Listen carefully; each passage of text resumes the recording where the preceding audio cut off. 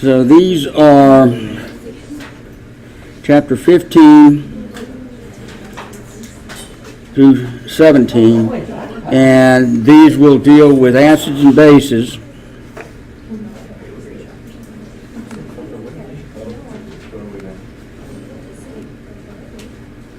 Theories, weak electrolyte,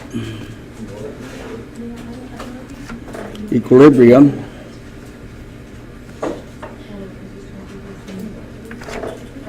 and solubility product equilibrium.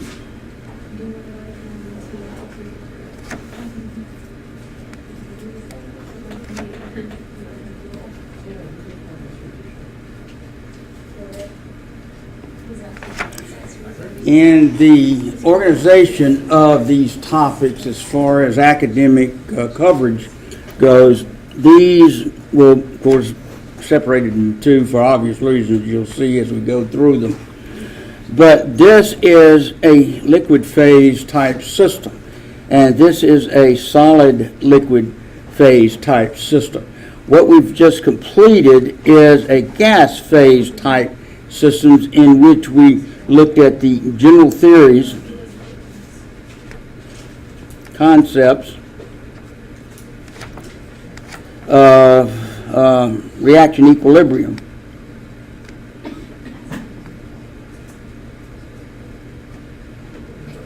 So if we had a reaction N2 gas plus 3H2 as a gas in equilibrium with 2NH3 gas, we can evaluate that using, in this section, we use what we call the law of mass action and connected it to kinetics, rate forward equals rate in reverse, and develop what we call the equilibrium constant for the given reaction. And every reaction has its own personal K value, which is its identity.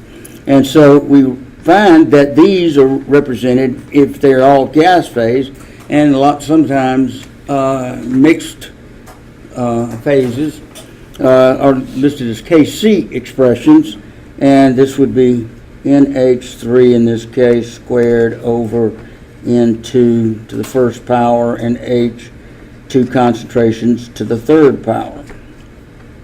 And we apply experimental techniques to determine the concentrations equilibrium, plug it in, and we get a number for that reaction. And we've learned about how it shifts back and forth. Well, the same concepts are going to be used in liquid and the solid liquid issues. And so as we go through weak electrolyte equilibrium and solubility product equilibrium, you'll see the same concepts evolving out of those that we applied in here. So don't let those get cold in your study effort. So we want to look at what we call the theories of acids and bases. Now, as we go into this, the first thing you need to understand is why is an acid or a base, and what is it in a fundamental context. Fundamentally, acids and bases are referred to as electrolytes. And an electrolyte, by definition, is a compound which placed into water undergoes ionization and has the ability to conduct an electric charge.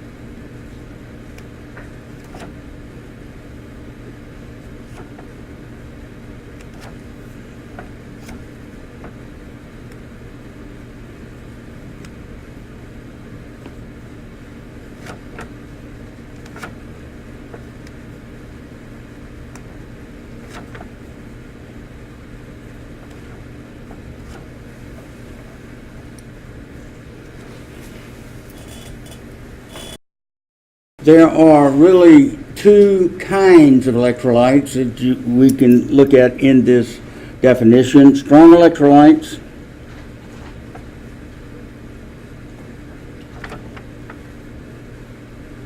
and weak electrolytes. Both terms refer to the amount of ionization the substance that goes into water experiences. Strong electrolytes are characterized by 100% ionization, whereas the weak electrolytes less than 100% ionization.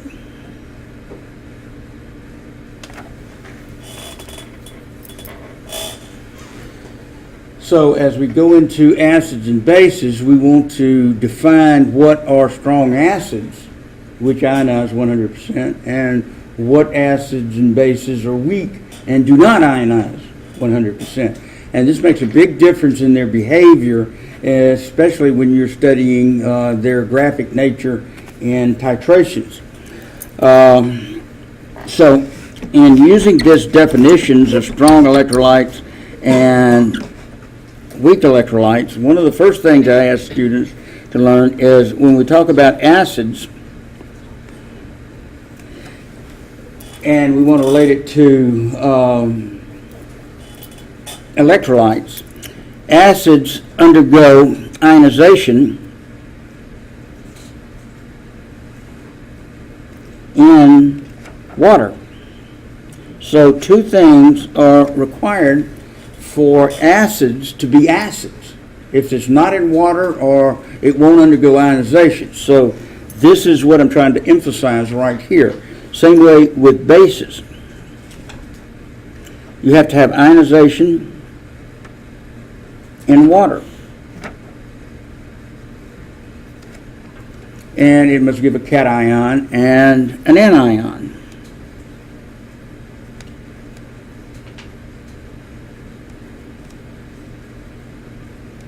So this is the first issue. So for an acid to be an acid, you got to have water. And same way with a base to be a base. Well, now we're ready to talk about the theories of acids and bases. There are three.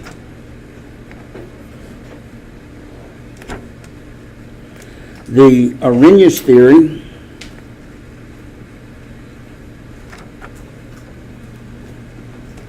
second, the Bronsted-Lowry theory,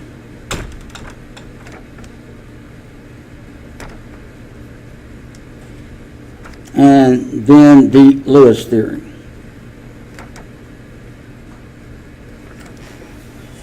And while we cover these, we want to look at what a strong Arrhenius acid is and a weak Arrhenius acid, as well as what constitutes a strong Bronsted, weak Bronsted, and what's the behavior of Lewis acids and bases, and what is their characteristics.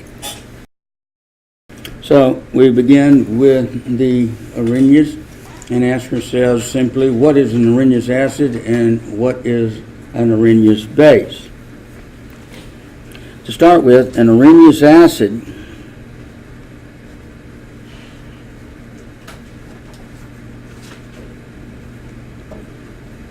is a compound which, when placed into water, ionizes and delivers hydronium ions.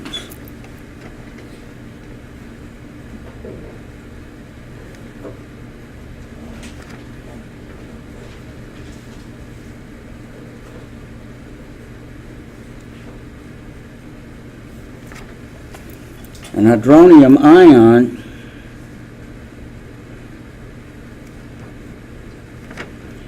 is, you may know, is H3O plus. It's water. Here's water plus a proton, which is attracted to the electron pair and produces a trigonoplanar type. That's not, it is important, but it carries a positive overall charge. So that's what an hydronium ion looks like. Now, as we go through this, we're not going to be drawing out H3O on a repetitive basis. It just confuses things. So we also want you to realize that if we're using acid ionization and we're talking about the hydronium ion, we're going to use just H+. Now, protons do not float around by themselves. I mean, that's kind of, when you think about it, the logical concept. But as we go through writing acid-base reactions, yada yada, we'll just put a plus, H+, and does this or that. Okay, so the Arrhenius acid is the first definition. It delivers an hydronium ion. Of course, the second is the Arrhenius base, and it too has to have water, ionizes in water, but delivers what we call hydroxide ions, OH ions, into solution.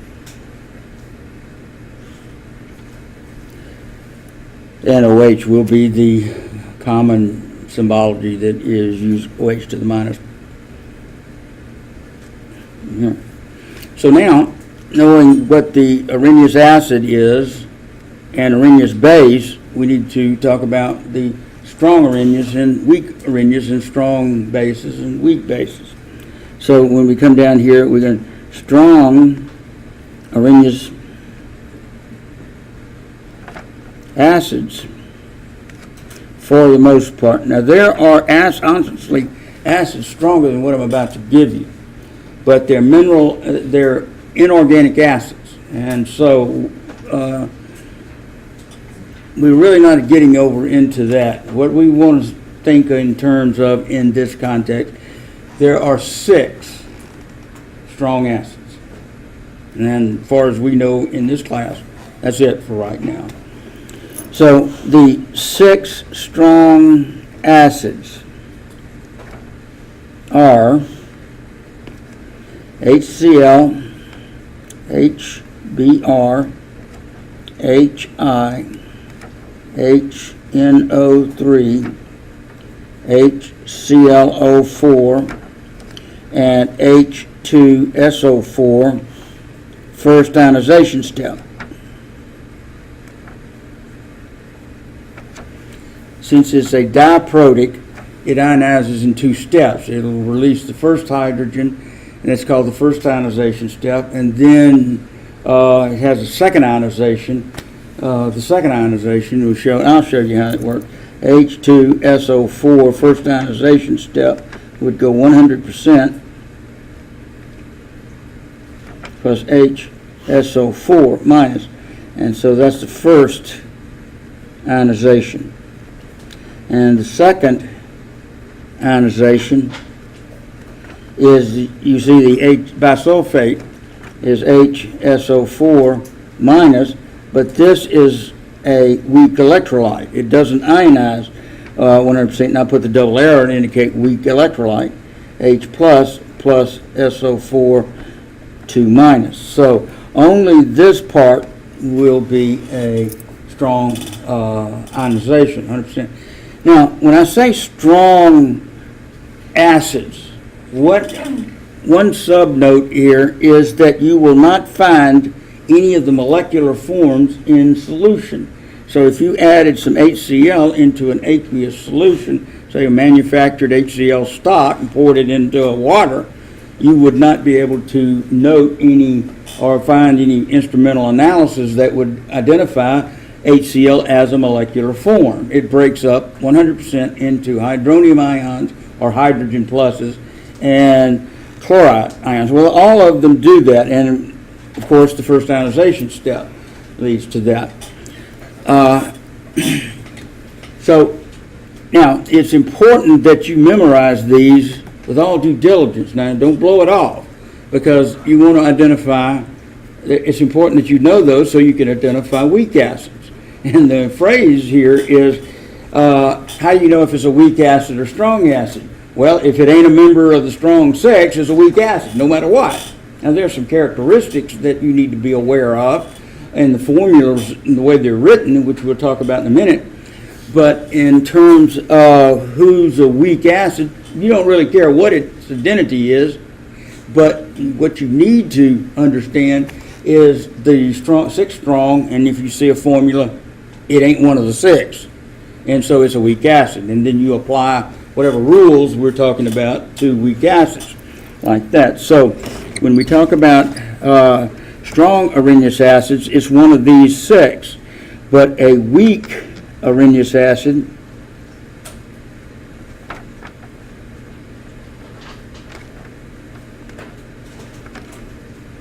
essentially is an acid that is not a member of the strong six.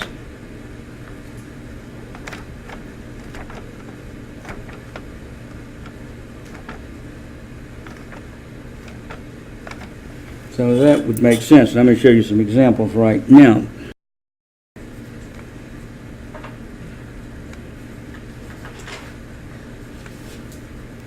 Because I will use it extensively in the equilibria in explaining certain concepts.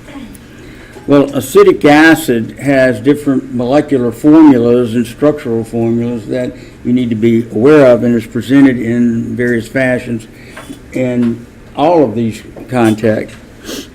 Acetic acid comes from the acetate ion, and you'll find that it's HC2H3O2 and ionizes partially to the hydronium ion, aqueous, plus the acetate, C2H3O2 minus, and that's, of course, AQ refers to aqueous solution medium. Now, the acetic acid, you'll notice in here, has two sets of hydrogens. And by convention, when you write a molecular formula in this format, you'll find that the first hydrogen in here is what we call the acid hydrogen or acidic hydrogen.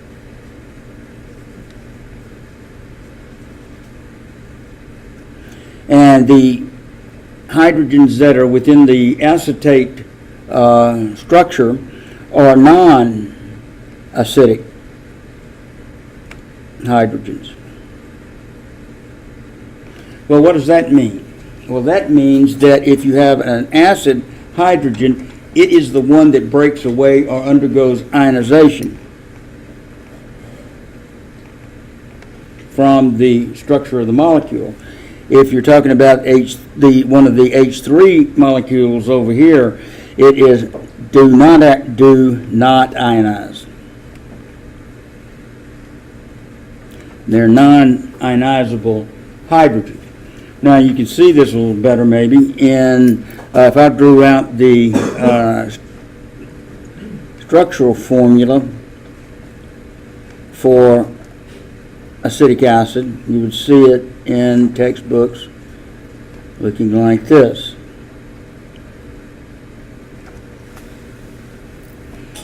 And when you look at this structure, you see the three hydrogens here. These are your non-ionizable hydrogens. And here is on the end the ionic hydrogen. And you'll see it come off, break away from the rest of the acetate, where everything else over here is the acetate structure. Well, what you want to look for in an ionizable hydrogen is the hydrogen that will ionize is typically attached to a highly electronegative element.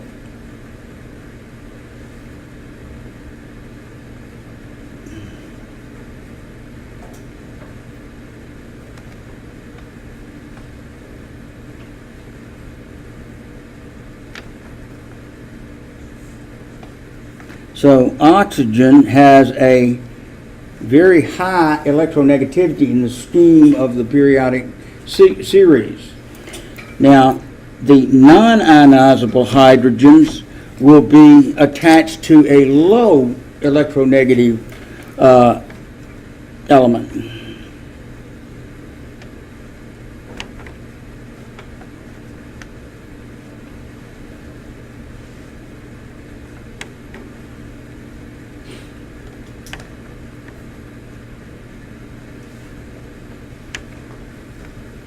So the lower electronegative element in this case would be the carbon. This up a little bit. Now, we isolate just a few elements here that contribute to ionizations in terms of what the generating or delivering acids into solution. So in the second series, you see carbon, nitrogen, oxygen, and say fluoride over here.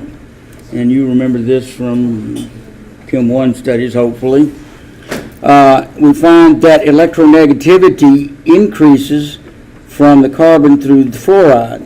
And I use En for electronegativity increasing. So what does that mean? As you go left, for hydrogens, like if you have carbon hydrogen, nitrogen hydrogen, oxygen hydrogen, or fluoride hydrogen type bonds, from left to right in this sequence, you are increasing ionization potential.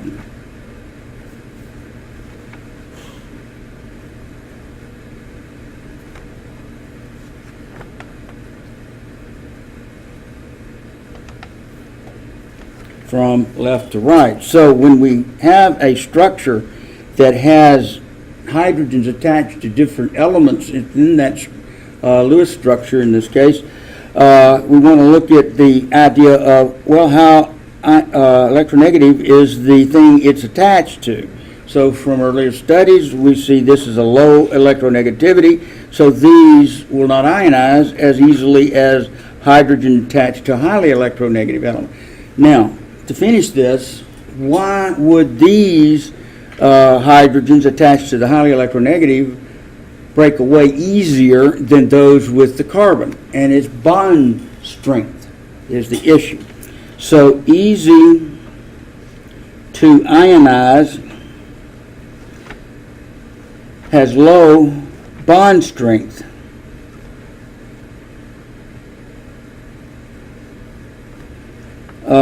Hydrogen element bond has a low bond strength, so it's easy to break.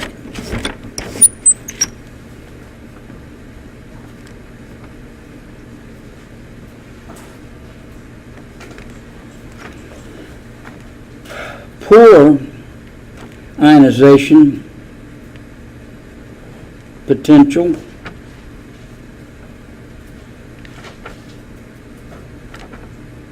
of course is a high bond strength.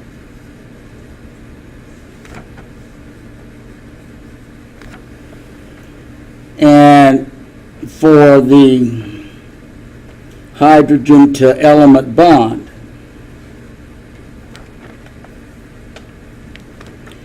difficult to break.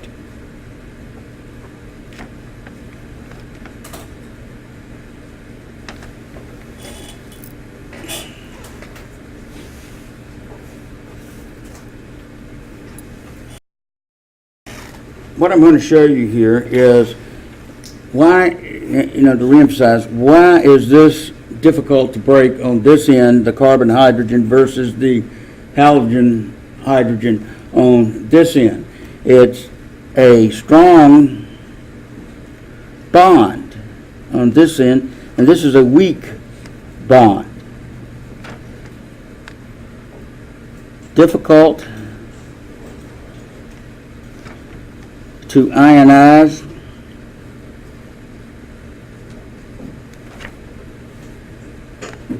Easy to ionize.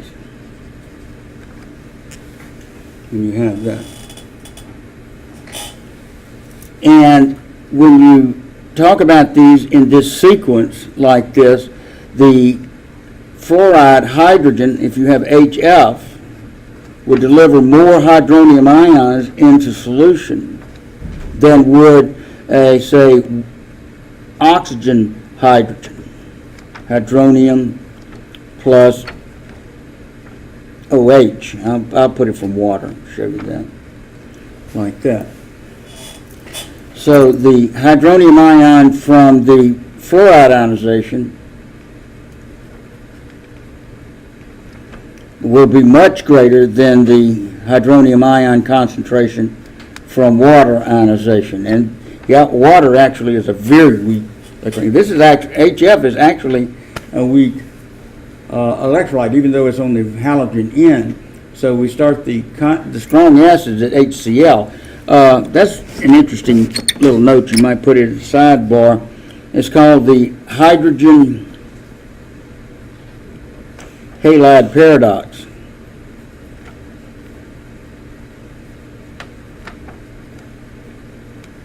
If we have a series of halogen acids, HF through HI, HF, HCl, HBr, and HI, who's the stronger acid and who's the weaker acid? Well, when you get into this, it's a paradox. Because it departs from the electronegative concept. Because it turns out that the stronger acid is HI on this. And the reason is iodide is a larger ion than the fluoride. So you have, say, this to take into account. And you have the hydrogen attached out here. Of course, from the center nucleus, this is much closer. So the electronegative effect of fluoride generates a stronger bond.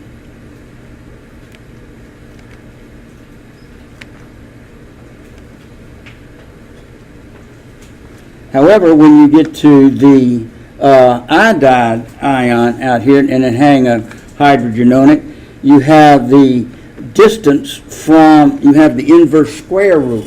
The further away, it's like sending somebody into outer space. Okay, the gravity is not as strong as it would be if you were close to the surface. So this was the electronegative. It has a low electronegativity is low, but it doesn't contribute to the strength of the bond like it would if you were in a series. The electronegativity being low gives a weak iodide hydrogen bond, and so it ionizes very easily.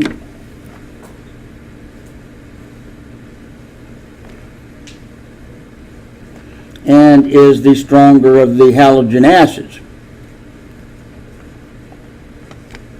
It's the stronger of the halogen acids in that sequence. So we're talking structure and size versus electronegative nature.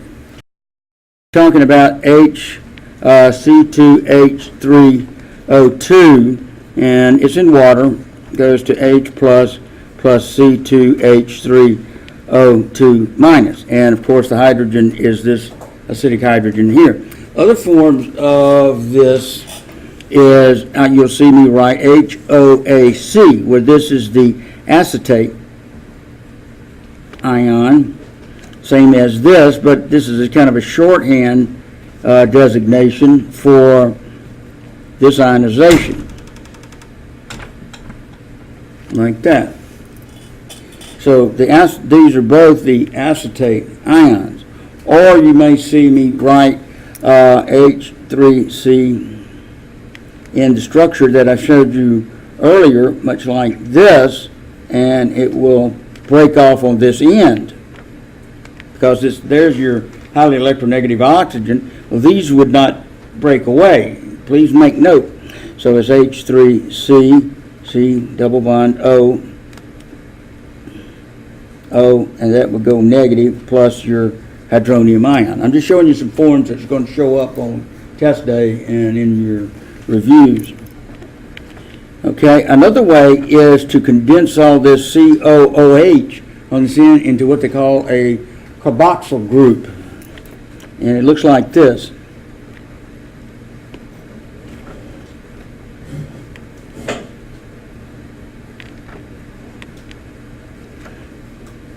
That's a carboxyl group, and you'll find the acid acidic hydrogen listed on the end. And when you write the ionization equation, you write it in this context. So those are some of the things that you will see in using acetic acid. Well, this can apply to just all of the weak acid structures. Now, most of this is just for identity of weak acids. But when you look at the table of weak acids, and here are the molecular equation forms that I just mentioned to you.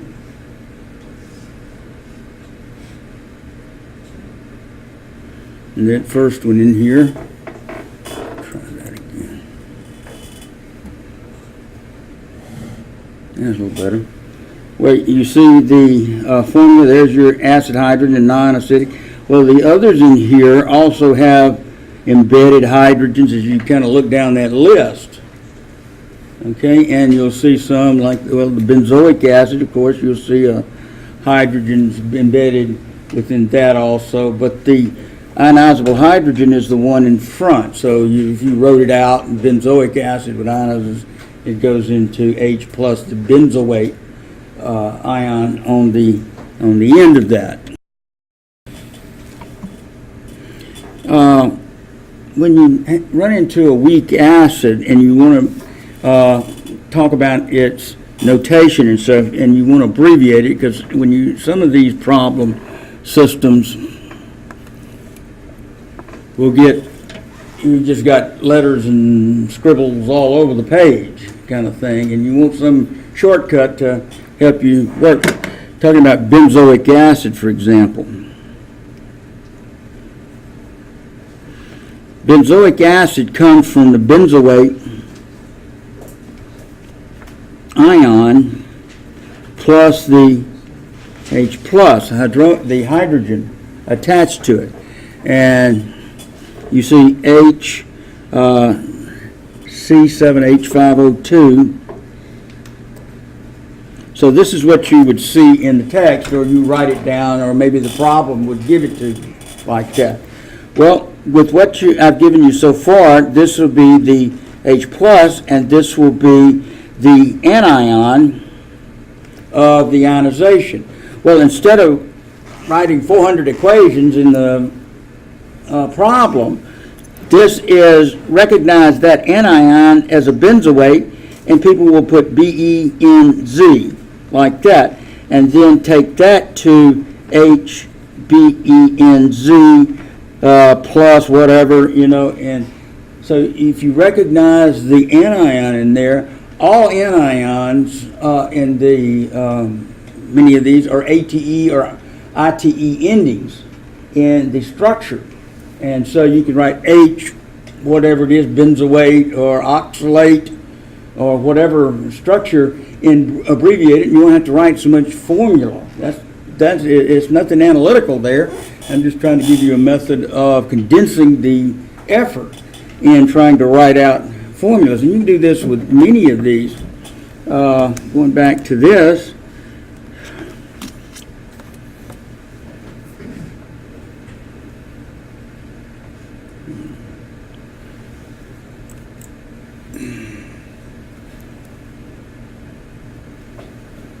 like this one, the boric acid is H3BO3. Well, you have H. You would look. Boric acid comes from borate, ATE. Some of you have had me in Chem 1. Remember, I gave a flow chart, and if it's an acid that comes from an ion, a polyion that has an ATE ending, you change that ATE to ic acid. If you have a polyion in the acid formula that has an ITE ending, like chlorite, it would be the ending would change to chlorus acid. So when you look at all these names and things, like carbonic acid, it comes from the carbonate, H-carb. And so H2CARB, and just write it out. And so what I'm saying is you can condense these into something a little more or less work intensive when you're trying to work problems and won't get lost in all the letters.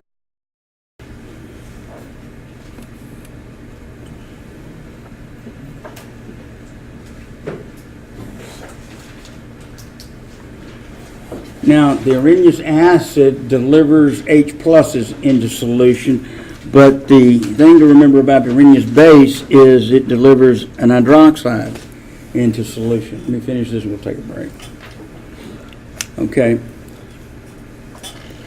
We have strong Arrhenius bases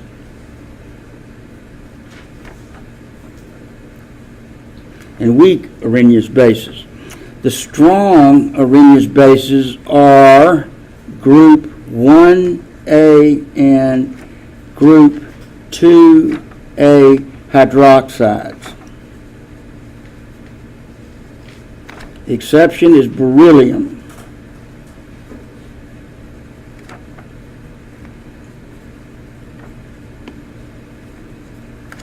Is in beryllium hydroxide.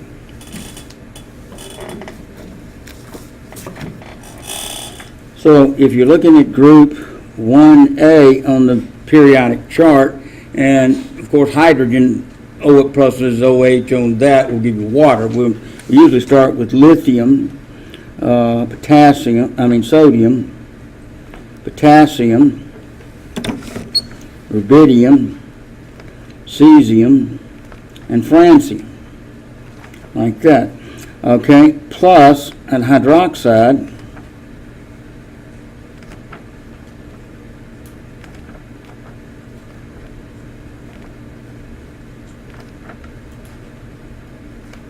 these are your strong group 1 bases in all case.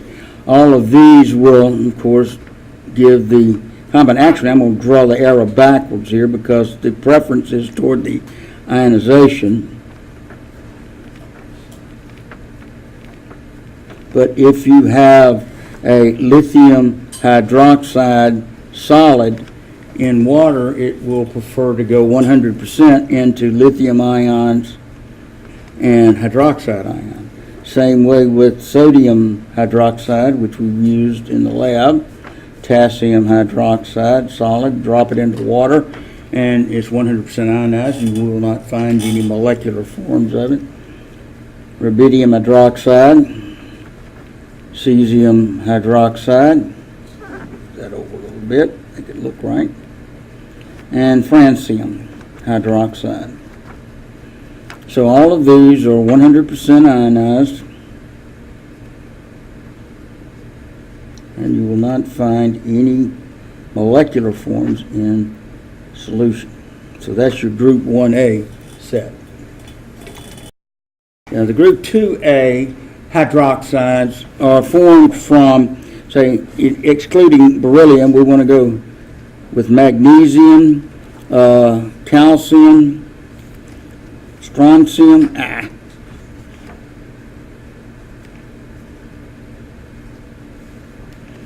barium. Look, BA hydroxide is a strong acid. The beryllium, BE, is not. So just check mark that. Some people in the past have gotten that mixed up. And then, of course, you have radium. So with this and being a +2 all the way down, you have to have 2 hydroxides in each case. And the ionization ratio, still 100%, is a 1:2. 1 part metal, 2 parts hydroxide. And again, I'll reverse engineer this. And so we have magnesium hydroxide, and it's listed in this context. And then we have calcium hydroxide, a 1:2, strontium hydroxide, barium hydroxide, and radium hydroxide. So if you happen to see, say, a strontium hydroxide in a problem, your brain should say, okay, that's going to ionize 100%, delivering strontium ions and 2 moles of hydroxide ions. So you want to kind of get acclimated to what the group 1, group 2 hydroxides are, and that when you recognize those, one in a problem, you can ionize it 100%. Of course, you'll have the periodic table attached and compare it. But there are some obscurities. Now, you'll have hydroxides out of the transitions. Like there's plenty of iron hydroxides, cobalt, nickel, vanadium, niobium hydroxides. Those go over into the KSP world, low solubility, and they're called transition hydroxides, transition metal hydroxides, or transition salts, hydroxide salts, a bunch of terms. So, what we've given you, I want to summarize this for the Arrhenius theory.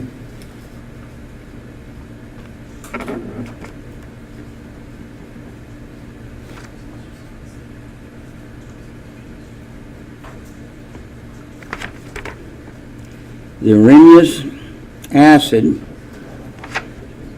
delivers hydronium ions. Arrhenius base delivers hydroxide ions.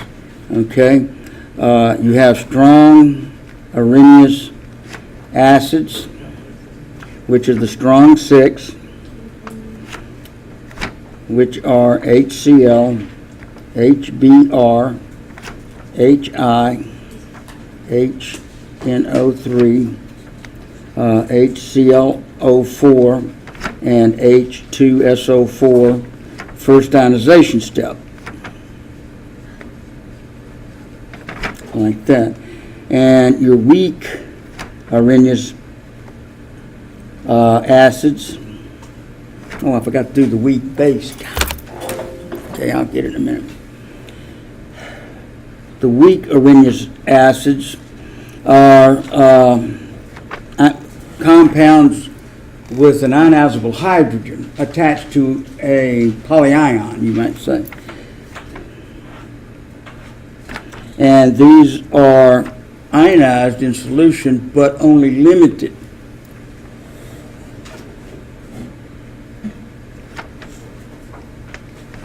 And so it delivers the hydronium ion plus the anion with a negative charge like that. And then we looked at the Arrhenius,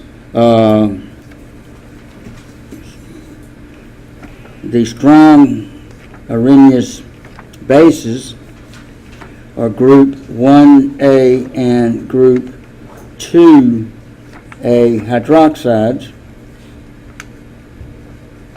And please make note, exception.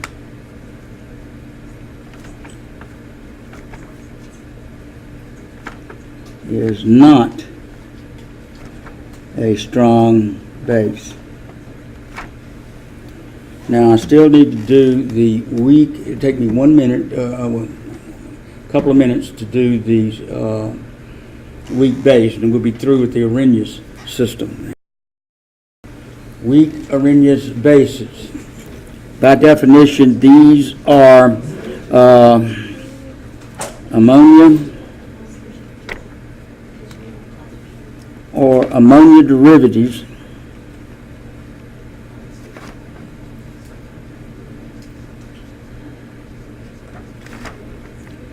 in water.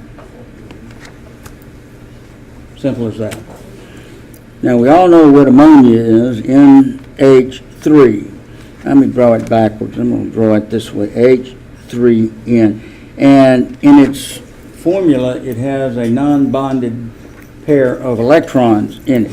Well, these have a reasonably strong negative characteristic. And so what these do is have a high affinity or attraction to the hydrogen portion of water. And so this pair of electrons is donated into one of the hydrogens of water, as shown here, by a coordinate covalent process when both electrons come from the same element, same substance. It's a coordinate covalent bond. And so what this does is it winds up with H3H4 or NH4. It absorbs one of the hydrogens like that, and that's of course positive. Absorbs one of the hydrogens and becomes an ammonium or cation, and then the remaining portion is the hydroxide. This is your weak base.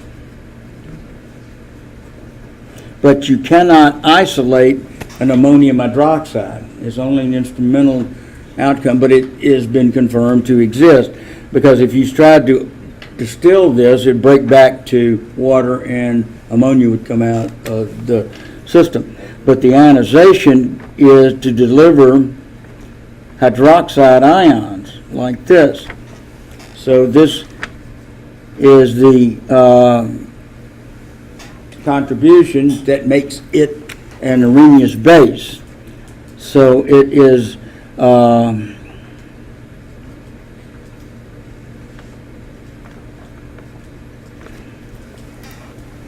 weak base, and it has a very limited ionizations. I'd say this one only ionizes about 1.3% for a 0.1 molar solution. We'll look at that later. But anyway, if you had a ammonia derivative,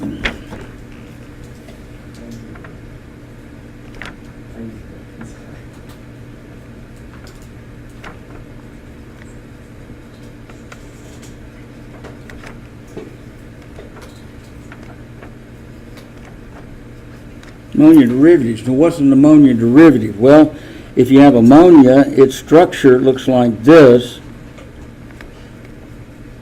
But if you take off one of the hydrogens and put a group on it, or a substituent group over here,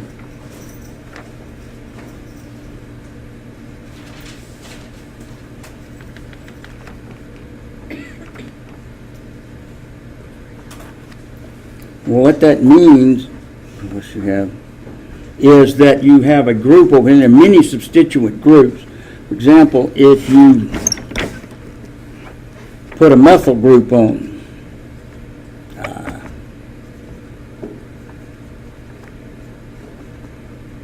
that's an attachment. Or if you put an ethyl group on there, these are derivatives of ammonia, because one of the hydrogen, you can have all three of them, trimethylamine. These are collectively referred to as amines. They have a rather pungent odor to them. But it's just the difference between the derivative and ammonia is just simply something's been substituted into the structure. Now, the chemistry of the derivatives is the same as that of ammonia.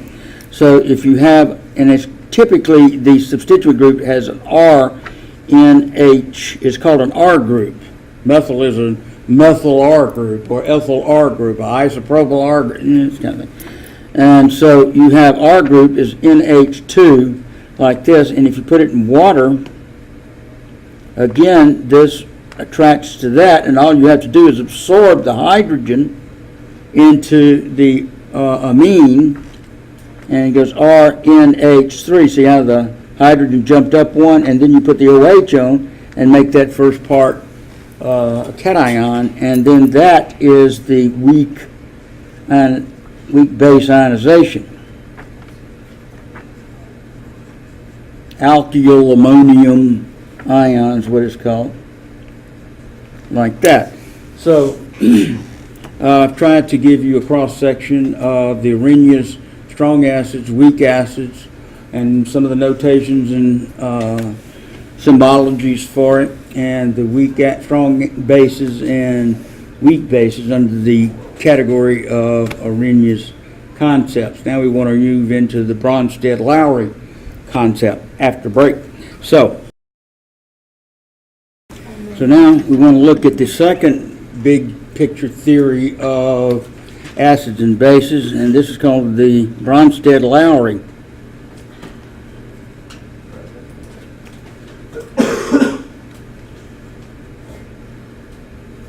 theory of acids and bases. And it's got a couple of dots over the O. I don't know why, but it does. In the Bronsted-Lowry theory, to define the Bronsted acid and Bronsted base, an acid-base reaction is required.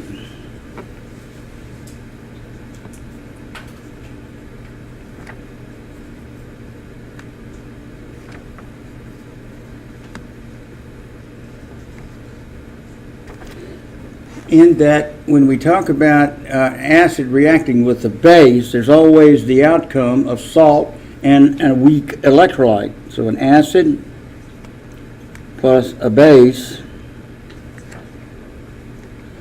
goes to a salt plus a weak electrolyte, which is essentially the driving force of the reaction, and is a weak acid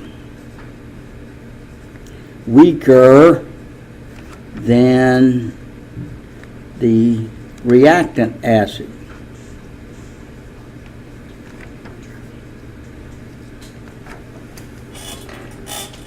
So it's more stable, and the hydrogen's attached to by a stronger bond to the anion and the driving force over here, and we'll show you how that works.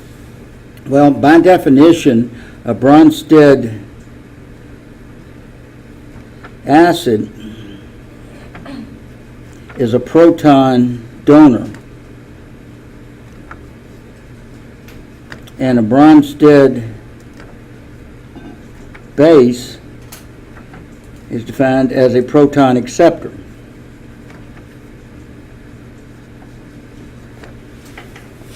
So what that shows is when you have something that is an acid, it's going to donate its hydronium ion, or its hydrogen ion or proton to something that's attracting it. Now that would be something negative. So we can generalize the Bronsted acid, say, as this, HA, which is an anion, I'll put some kind of like here, plus an anion, a different anion, you might say anion 2, if you want to do it like that. And the hydrogen is transferred over to this anion, and we ultimately come out with H anion 2, like that, plus the first anion.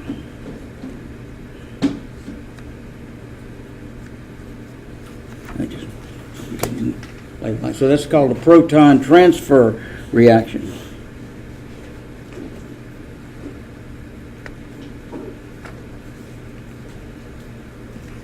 So, using the table that I handed out to everybody, this little jewel right here, I'll show you how to use it. Let me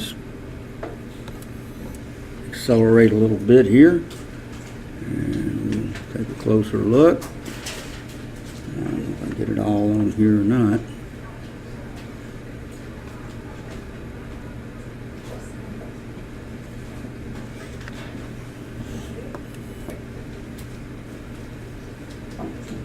There we go.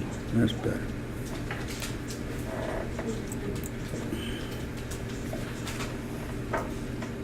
Okay, now there's a simple rule here, and you see everything over here on the left has that hydrogen in front of the formula.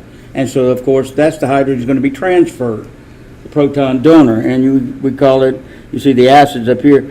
Now you have anions over here, and those will be the ones attracting and be the acceptors.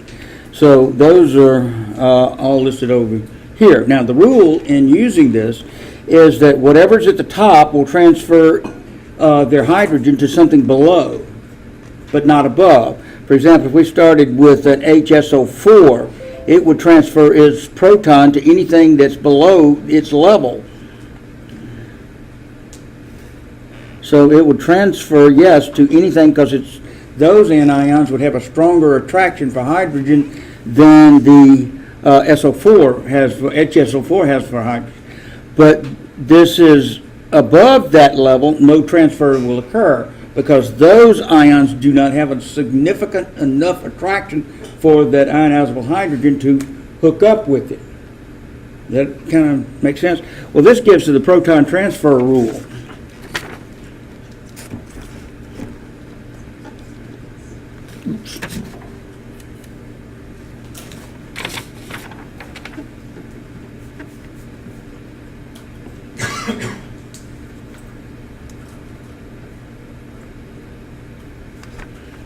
Which states an acid will transfer its ionic hydrogen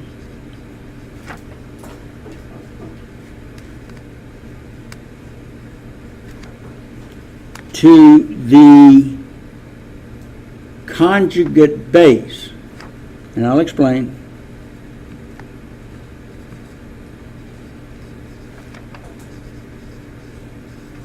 To the conjugate base of a weaker acid.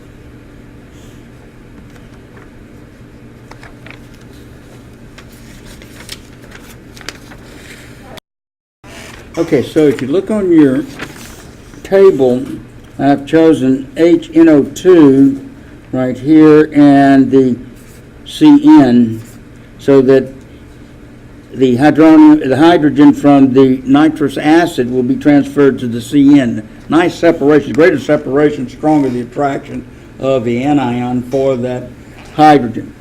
So I write it like this. We start out with the nitrous acid, HNO2, and then I put this. This comes from say a salt, potassium cyanide, sodium, whatever. The sodium of the metal is a spectator ion, so I don't even put it in there because it's not reacting with anything. So in this, it transfers, according to the rule, an acid will transfer its ionic hydrogen to the conjugate base, and that's what that is. I'll show you the terminology, what it means, to the conjugate base of a weaker acid. Well, when it transfers, it leaves an NO2 aqueous ion in solution, the nitrite ion, and then HCN as a kind of I'll put a liquid to indicate it's formed, actually it's still aqueous, it ionizes. This is your driving force. Now, what makes this reaction proceed from reactants to products is the attractive force between the cyanide and the hydrogen as compared to the hydrogen and the nitrite. The CN, being way down on the right, has a stronger attraction for the hydrogen than does the nitrite for the hydrogen. Therefore, hydrogen prefers to be attached to the CN, and that's what drives the reaction. And this being a driving force, the essence of that statement is it forms a stronger bond. That's what moves the Bronsted, the proton transfer reaction, is the tendency to form a stronger bond, or it rolls downhill to a more stable system, is what's happening. So this is the hydrogen-carbon bond here versus the hydrogen-nitrite bond here. This is a stronger bond than the weaker bond over here. And so that's what essentially drives this reaction to completion. And that's the long and short of how the Bronsted-Lowry's. Now, when we talk about the terminology in here, I use the phrase conjugate base in here.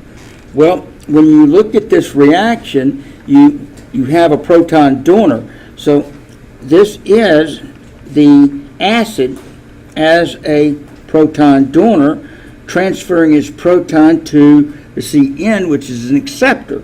And so that's recognized as a Bronsted base because it's a proton acceptor.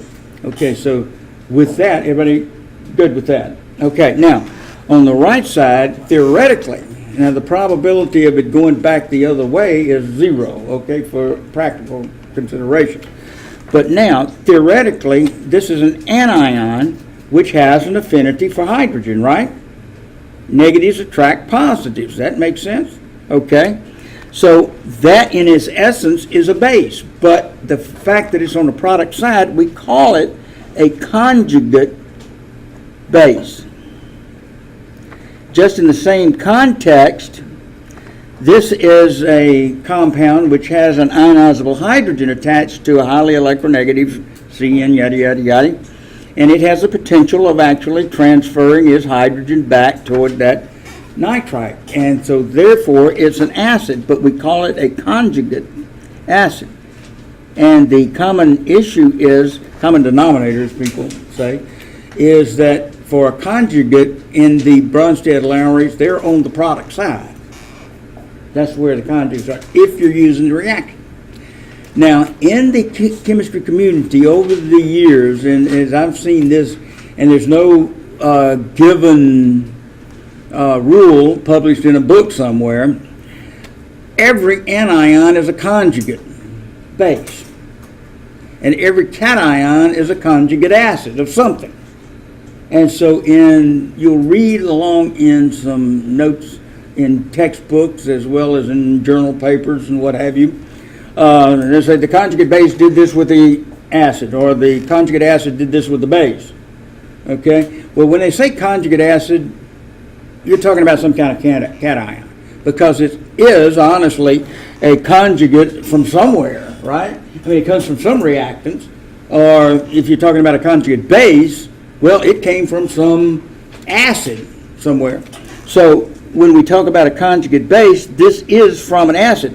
So if you want to go back to the acid of the conjugate base, now listen to what I said. If you want to go from given a conjugate base, any anion, what is the conjugate acid, which of the following is the conjugate acid of this? And I'll give you a formula with a negative on it, okay? So all you do is hang a hydrogen onto that negative. So to go back, you just put an HNO2. See, by hanging an acid, this goes back to the source, what we call source acid, for the conjugate base. And the same way with the driving force acid up here, while this is a conjugate base, take off the hydrogen, remove the hydrogen, and you get a Cn minus. And so without that hydrogen on there, it's not there anymore, then this is the conjugate, this is the base of the conjugate acid HCN. So it's just either putting the hydrogen on to a negative, which gives you the original acid, or you pull the hydrogen off of the compound to get you the original proton acceptor, or the base. Is that making sense at all? Okay. And that's all long and short of how you interpret these terminology. But know that when you go into a paper and you might read along and it says conjugate base, well, that's a common common phraseology that is used in the chemical community. Nobody derived that says that you have to use conjugate this, that. It is true that it comes from some kind of acid. So all you have to do to go from the conjugate base back to the acid has the hydrogen on there. So just covering some notation and symbologies and grammatical contexts that are commonly used in the process. Okay, and that's the long and short of the idea of Bronsted-Lowry. You have an acid-base reaction. Oh, let me show you one that's common here. Acid plus base goes to salt plus weak electrolyte, okay, is the driving force. Now, this one had an acid base, and you have the salt, which is actually, say you had a sodium and sodium, so that would be your salt. You would have your metal, non-metal, and so salt like that. Well, this doesn't, the driving force is not water. So be careful as we go forward, and because many of the reactions that I'll be using in weak electrolyte work, like an acid base will give a salt and water, do not come to the conclusion that all acid-base reactions produce salt and water only. I just showed you one where the driving force is a weak electrolyte, not water.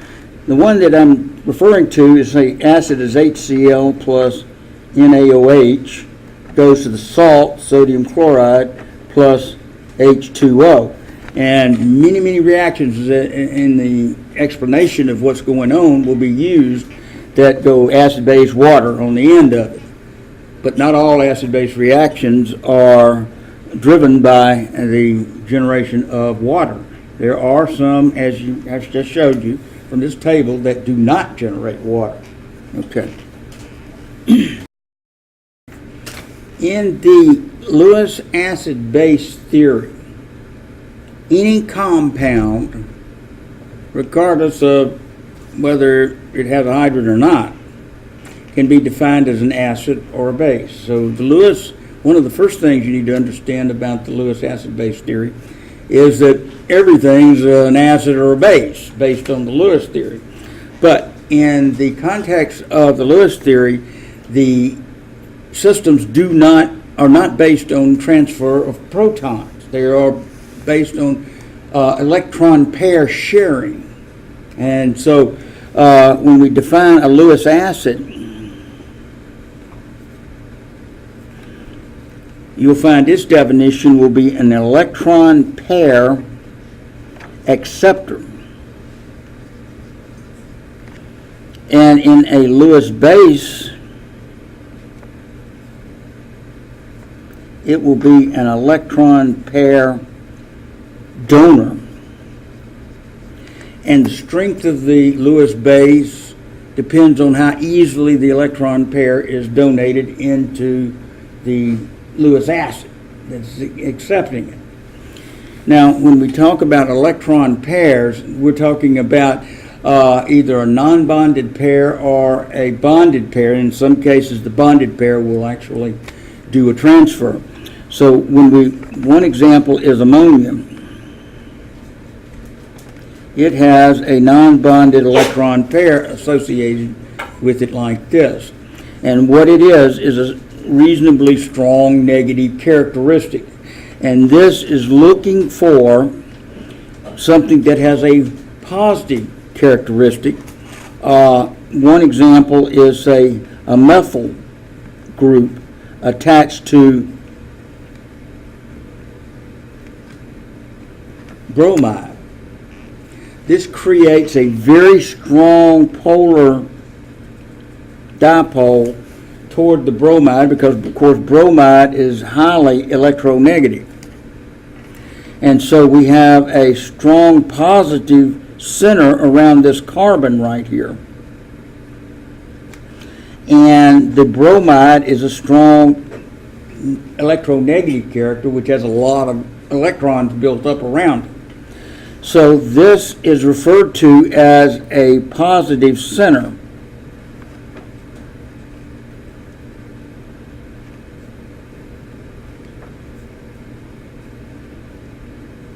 Because of the generation of the dipole. And as a result of highly electronegative element attached to a low electronegative element, the shift of electrons is toward the electronegative element, and that uncovers carbon, so to speak, and makes it positive in there. So the positive in here, this partial positive, is attracting this partial negative in there. So as a result, you have H3N donating its electrons into the carbon and forms kind of a planar intermediate, and this is a reactive intermediate that you would observe. Do you like that?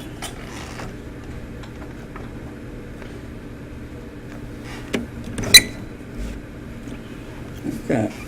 So it's just like a magnet. Here's a plus end and a negative end, and you bring those magnets close together and one tracks the other, and for a moment they hook up. Here you go. Bring this over here and those two hook up like that. So You can see this would be like, say, the ammonia over here, and this would be your methyl bromide here. And where they're coming together in the middle right here is where the electron pair, being negative over here, is attracted to the carbon right there. And so now this is what we call a reactive intermediate. It's very unstable.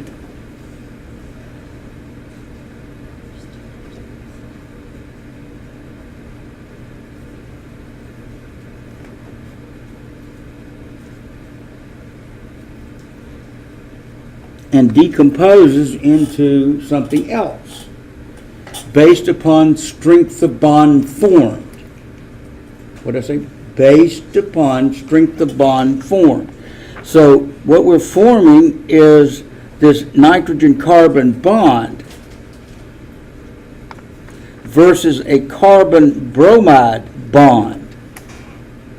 And so when you look at this intermediate, which one, in your humble opinion, would be the stronger bond? It'd be the one with the greater attraction. That's just what I was showing you.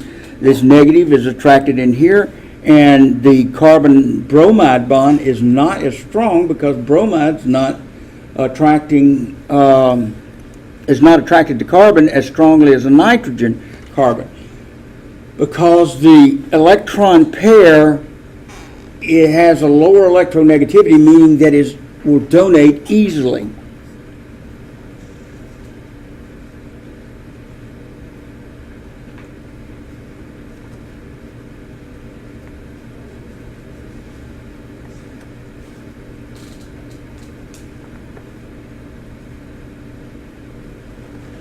Whereas this, the bromide, carbon-bromide bond, the electrons from bromide are you don't have very much. See, if you were looking at the donation of electrons paired in a bond, you know, one bond is an electron pair. If you're looking at that pair being donated into carbon here, then the idea is, well, this being high electronegativity is holding back the electrons.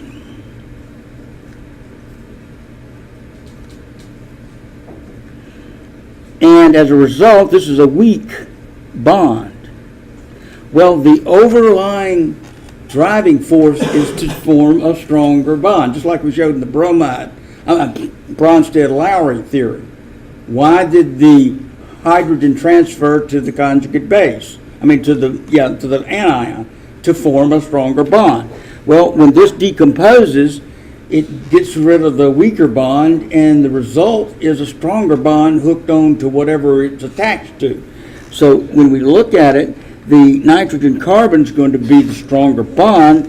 So the ultimate is this H3N will be bonded to the methyl group, and this pair of electrons will move over to the bromide, and bromide will go off as a negative ion somewhere and hook up with something else. So in the context of the reaction, this is the electron pair donor, and this is the electron pair acceptor,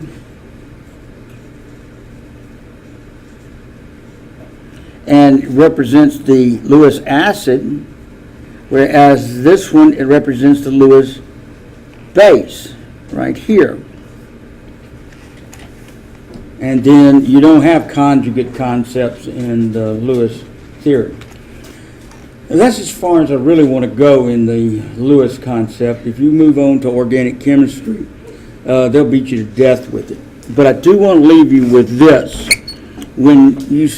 If you do go on to organic chemistry, I would strongly recommend that you purchase a workbook of sorts. It's the best text workbook. It's very short. It's a pamphlet. It's a workbook. But it's the best I've ever seen on explaining how the Lewis theory applies to organic compounds. And it's by Daniel Weeks. Very popular text. And it's called Pushing Electrons.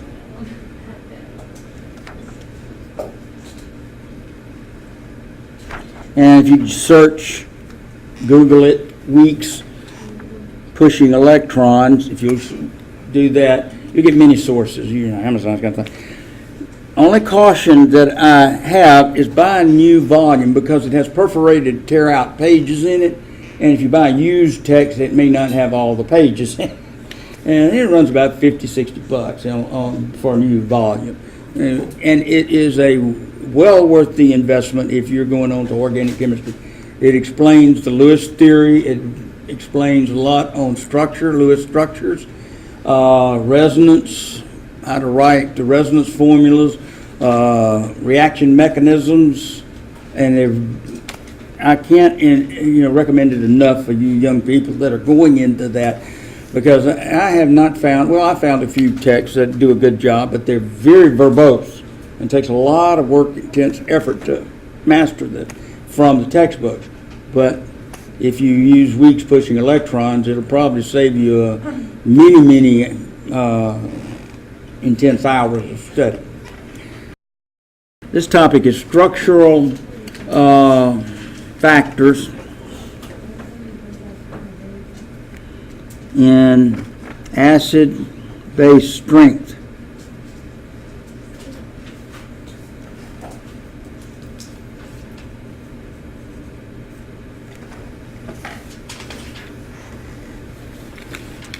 When comparing one acid against the other, the structural factors are twofold. There are two. One is based upon electronegativity, and one is based on the size of the central element. So strength of acids, and primarily acids, is based either on one, electronegative characteristics,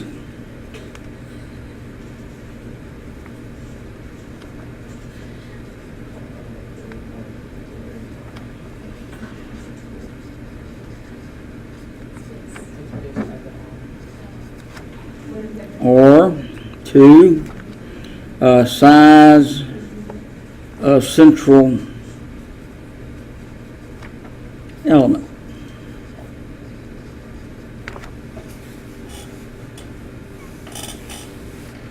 So this is where we get into structural chemistry of writing out Lewis structures and looking at how the structural characteristics and electronegativity and bond and what have you affect the strength of acids. So these electronegative character, and this generalization, in series, acid strength increases with increasing atomic number.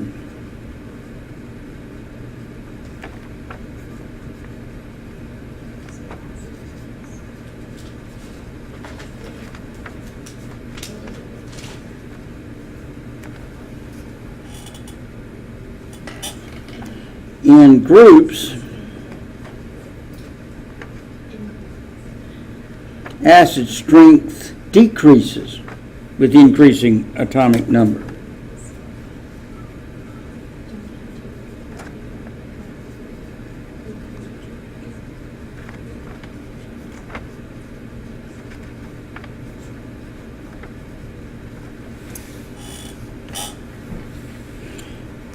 Now, in the series, increasing with increasing atomic number is a result of an electronegative effect.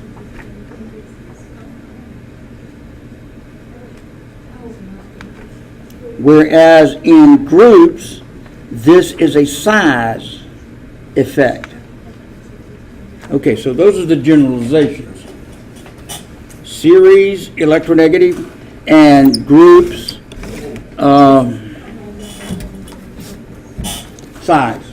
So we're going across. So if we have considerations for strength of acids and we're looking at, say, comparing an acid with, say, a carbon base to an acid having a nitrogen base, that would be electronegative factors. Or if we're looking at fluoride, chloride, bromide, iodide, I remember the hydrogen halide paradox, going down like HF versus HCl, that's what we're talking about, going down.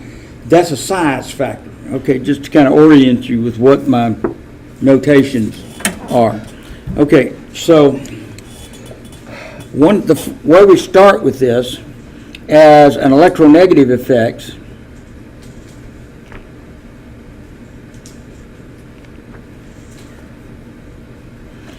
really revolves around how easily does the structure deliver hydrogen or break the bonds.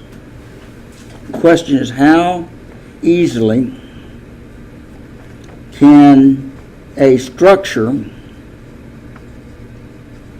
deliver H plus into the reaction system? That's the main question. And then in answering this, it's electronegative factors. Carbon, hydrogen hooked onto a carbon, nitrogen hooked onto a hydrogen, oxygen hooked on, and halogen, didn't matter which one, just a halogen hooked on to hydrogen. Like that. All right? Now jot that down, so I want you to listen to me. All right, in the first consideration up here, what can we say about electronegative trends? From carbon to the halogen, it's decreasing. Everybody good? Okay, it's going down. Okay, so from left to right, we have decreasing electronegativity. I'm sorry, increasing. From left to right, increasing. I'm senior moment, sorry.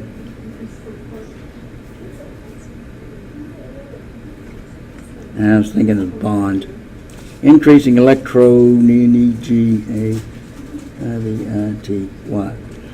Okay, as a result of increasing electronegativity, what's happening is the central element, like carbon, nitrogen, oxygen, and halogen are the central elements, or have an affinity for the electrons. In other words, they're either reducing the bond strength or electron density between the central element and hydrogen.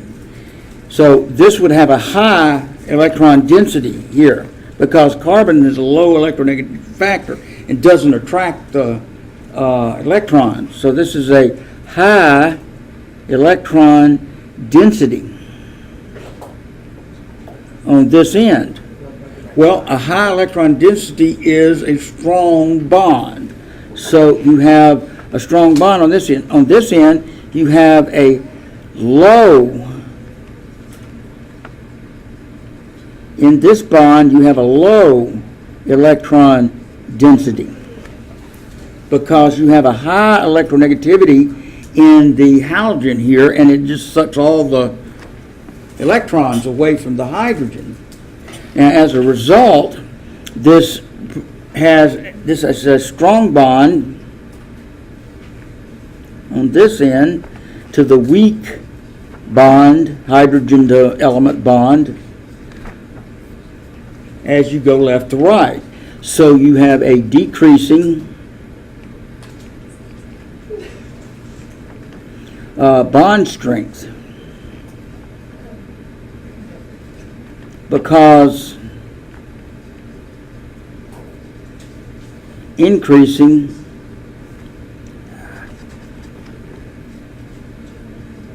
electronegativity from left to right. Because the increasing electronegativity is taking electrons out, and so it's not a very strong bond. It's easy to break.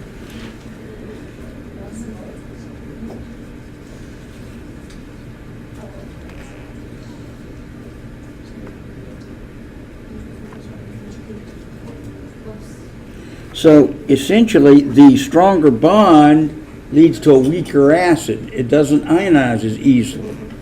So on the difficult to break end of this structural consideration, we're talking about the weaker acids because it doesn't ionize, poor ionization.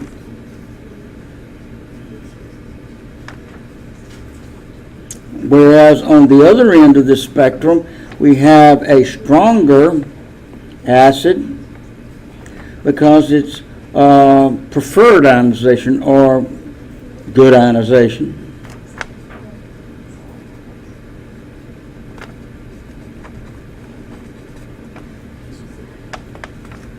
On that end.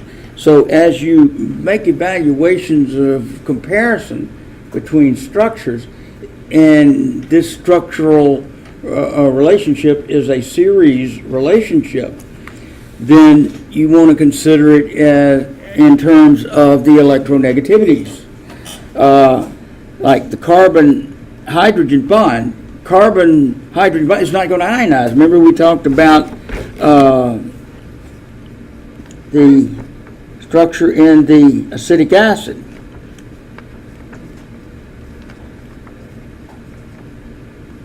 This is a high electronegativity over here, and this one is low electronegativity over here. So these hydrogens are bonded very strongly to that central carbon, whereas this one is not as strongly bonded. So this would be ionic, ionizes, and this one is no ionization. Right there. So that's the way you evaluate these in terms of electronegative series. Because the hydrogen would ionize away from nitrogen easier than it would, more difficult from nitrogen than it would for oxygen. And of course, the halogens ionize very easily. They have high ionization potentials.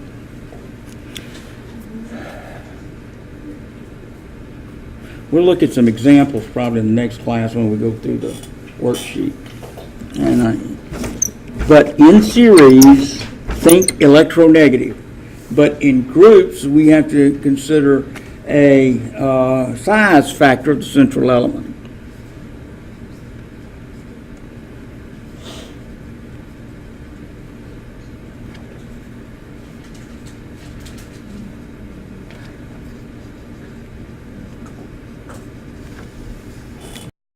To understand this, I want to draw partial periodic table out for you and then put hydrogens on everything.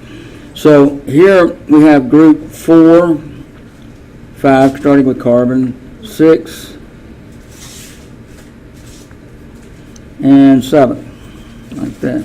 So we have carbon, nitrogen, oxygen, and say fluoride, and then we go down to chloride, bromide, and iodide. And this is silicon, phosphorus, and sulfur. I'll throw selenium in there. Okay, so carbon typically has a say a -4 oxidation state. So to neutralize that, here is our compound, like that. And silicon, being in the same group, will do the same thing. So we can put 4 hydrogens in that. Now, the group 5 has a non-bonded pair, and they carry 3 hydrogens in each case. And so the real question is, how easily can a hydrogen be removed from any of these compounds, is the question.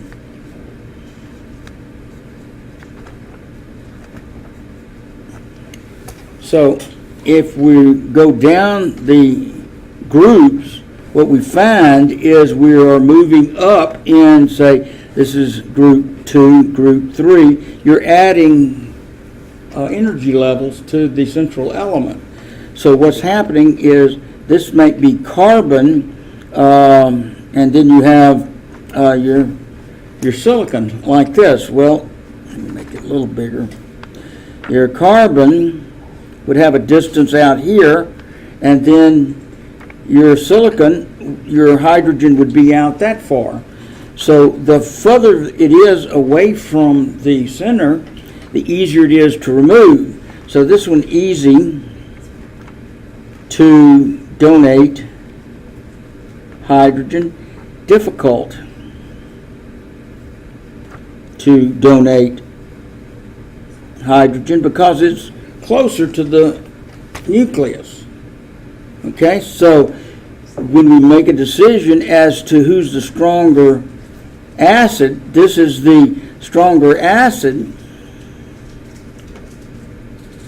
and this is in the comparison, the weaker acid, because it's holding on to its hydrogen much tighter. Now, but when you compare this with the series effect, when you get over here, these are highly electronegative. When your electronegativity is increasing, so whatever you have an acid over here, everything to the right of it is a stronger acid anyway, because it's going to release your hydrogens much easier, and then the group 6 will release theirs much easier than the group 5, and group 7 be the fastest ionization of all of them because of the weak bonds that are generated. So, and that's a series effect. But in group effects, if you're just comparing, say, ammonia and phosphorus trihydride, or hydrogen phosphide, however you want to call it, this would be the stronger acid. And then water would be the weak acid in the group 6, and hydrogen selenide would be the stronger acid because selenium is much larger, has 2 extra energy levels on it than does oxygen, so it puts the hydrogen further away. And the same way with this one, iodide's much larger than the bromide, chloride, and then fluoride. So this would be easy to ionize. That's why we called it, in this concept, it departs from the electronegativity because you have decreasing electronegativity, but increasing acid strength because of the size factor. And that's why it's called the hydrogen halide paradox, because it departs from the electronegative effect that goes left to right on the periodic trends.